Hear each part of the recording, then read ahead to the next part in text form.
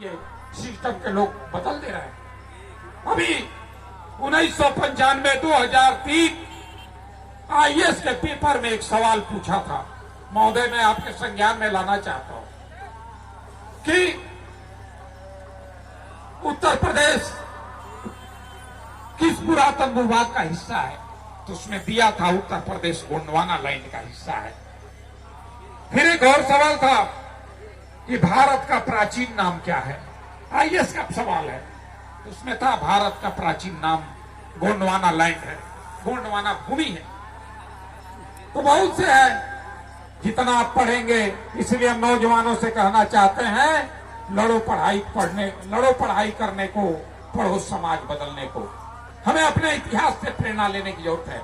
इतिहास से प्रेरणा मिलती है, प्रेरणा से सोच बनती है, सोच से ताकत आती है, और यही ताकत एक दिन शासक बना देती है।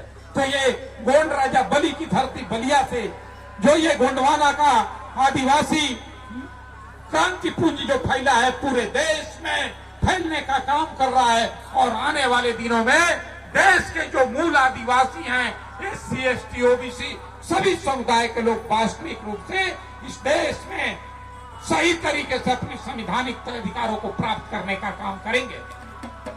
हम लोग पीड़ित लोग हैं, हम आपसे आह्वान करना चाहते हैं कि यदि सभी पीड़ित संगठित हो जाए तो पीड़ित ही पावर बन जाते हैं। तो बोलिए पावर बनेंगे कि नहीं बनेंगे?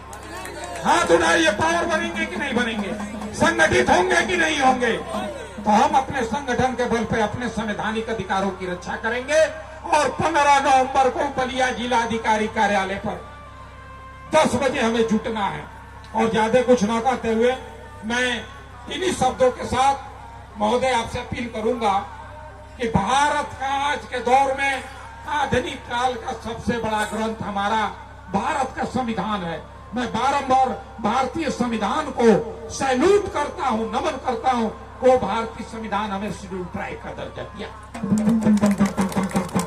जो हमारा प्रमाण पत्र जारी होता है उस पर स्पष्ट रूप से लिखा है, प्रमाणित किया जाता है फलाना पुत्र फलाना फलाना गांव के रहने वाले हैं, जिन्हें 1950, 1970, 2002 के द्वारा इन्हें अनुसूचित जनजाति के रूप में मान्यता दी। क्यों नेताजी लिखा है कि नहीं? तो सारी धाराएं तो हमारे प्रमाण पत्र पर लिखा है। तो हम कहना चाहते हैं कि हमारे लिए सौभाग्य की बात है कि हमारे सांसद महोदय जी असल से यहाँ, तो मैं भी आपके साथ वचन देना चाहता हूँ कि बलिया उत्तर प्रदेश का भी आदिवासी, असम के आदिवासी, पूरे भारत के आदिवासियों के साथ